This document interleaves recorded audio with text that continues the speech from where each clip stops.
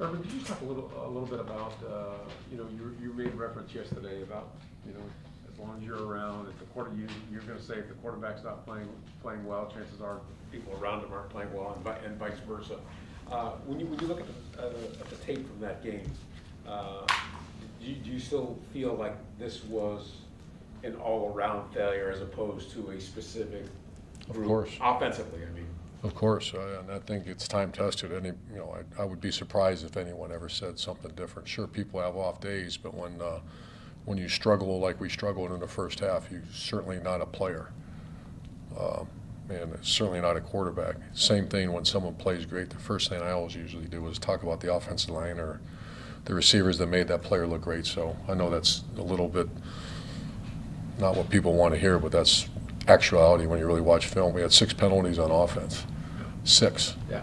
We had guys make some mental errors. We had a sack that shouldn't have been a sack. Someone had a missed assignment at the receiver position, and it turned out to be a sack. So, yeah,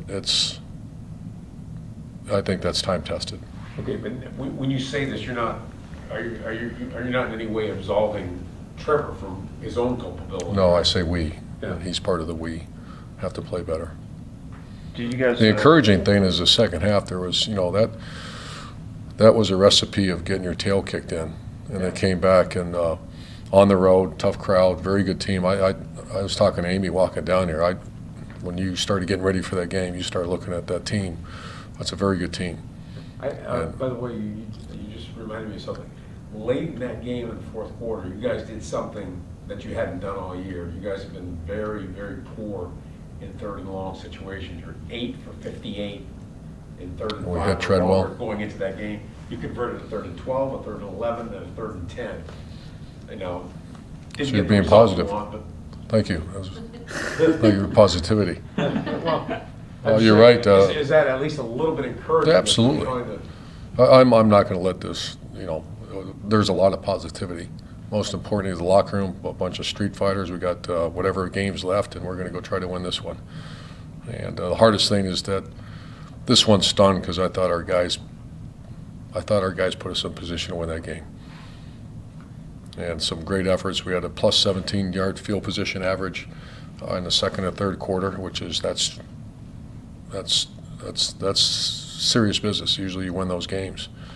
And we were tight with, we didn't get any turnovers, but we didn't have any until near the end. So there's a lot of encouraging things. Most importantly, the team's growing and defense is playing much better. Obviously the first drive and a half was not good. But I had a lot of respect for that team, and stand on the sideline, we're not far off. I refuse to believe we're far off. Urban, you talked about developing the winning culture. How difficult is it to develop the winning culture if you don't get the wins? A great question. I'm learning that as well. That's hard. That's hard to do. The football is a player's game, even in college. It's a locker room game. It's in professional football.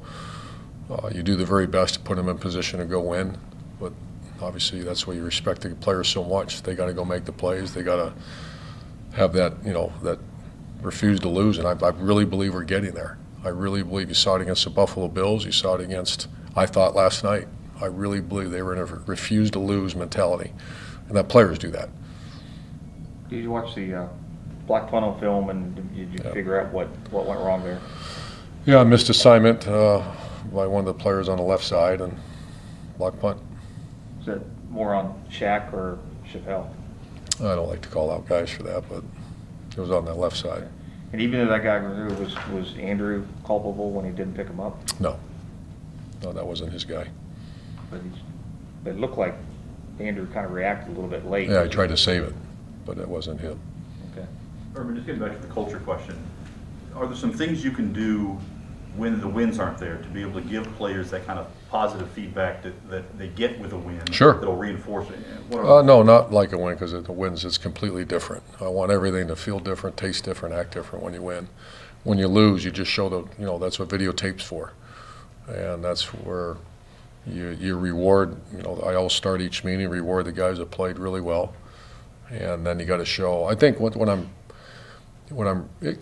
became that way in college as well, and I don't want to keep relating college to pro, but that's where I spent the majority of my time, that, you know, these are grown men, these are people, you have conversations with them, explain the plan to win, explain the situations where we lost by 6 points and where those 6 points could have been made up. And it was all over the field. We could have made those 6 points up. It seemed like yesterday there was concentrated effort to kind of push the ball downfield. I think it was 9 attempts of 20 yards or more. Is there anything you can kind of pinpoint why it wasn't really clicking? Trying to get my mind right on that one. So the downfield throws, why it wasn't clicking? Yeah. We hit one, right? Yeah, Obviously yeah, to Marvin. Yeah, back shoulder Marvin. We actually had some opportunities. We either pressured or we had some opportunities to launch it down the field. Got behind them a couple times, but a little bit of miscommunication when the couple back shoulder throws versus throwing it down the field. Those are two off the top of my head. But the defense, you know, there's only one sack, but was that a great example of, you know, I've heard other coaches say that the sack might be a little bit overrated, that if you harass him, make him move around and things like that and everything, and if the guy doesn't decide to throw with his left hand one time, which not all quarterbacks would even try. he completes 120 yards down the field. Yeah, and the shot put that one time, you've got him. So was that pressure just as good as a game where you might have had 3 or 4 sacks? No, sacks are like turnovers, because usually something bad happens after a sack. You know, you usually get the ball or a turnover. But once again, our defensive line and our pressure packages, I think, first of all, hats off to our player, and then also our defensive coordinator, and I think they're really doing a good job. I feel the same thing. I felt Josh Allen was, the whole day was people on. We had a bunch of QB hits in this game, and Carson Wentz is hard to get down. I mean, that play he made in front of us was one that took everyone's breath away when he did that, because I felt we had him in our grasp and time to get the ball back, and he gets it down there. And has the spark really gone off for Taven right now? What's that? Is the spark really lit for Taven? Is he? Taven Bryan? Bryan, yeah. Oh, yeah, he did really well on a screen pass, and Malcolm Brown when he hit that tackle for loss, and Josh Allen, and Miles, I could keep going on and on. I just think they're playing well. How much was James playing through yesterday? I just talked to him. He feels it a little bit. You know, he also he felt it a little bit in the second half. He doesn't have the same, you know, a couple times we got him in open field. And, you know, he's got to bust one of those tackles, and he would have, I believe. But he's, you know, he's getting better. He's a tough cat now that is fighting through some stuff that some guys probably won't fight through. Update on Dakota. But he ran really hard. We'll find out more in the next 2 days, but he's questionable. Jamal's big, you know, run out of the backfield. Just how valuable is it to have a guy like that who you can line up in the slot in the backfield? Yeah, he's, you know, you just list the players with big play potential. He's 1 or 1A, you know. So that's why we put that in there for him. Did you feel like that kind of maybe breathed life back into, because I believe it was, you know, 10-0, 17-0 at the time, that kind of breathed life back into things? Oh, yeah, yeah. He's, you know, we don't have enough big plays. That was a problem last year. And then you look at Shark, you look at ETN. That's why, and we don't have them. But you do have enough, and he's one of them. He's not a guy that, to be honest, we counted on offense that much, but he's become that guy. And you saw it. I mean, he just ran away from angles on defense. And Treadwell did a great job blocking that. Leonard, So yeah. did the before Manhurts. You've been around Norwell for a long time. What do you like about him as a player and person? Just, you know, I've been around him a long time. He's a tough cat that loves his teammates. He plays the game #1 for his teammates, and he's just a tough player.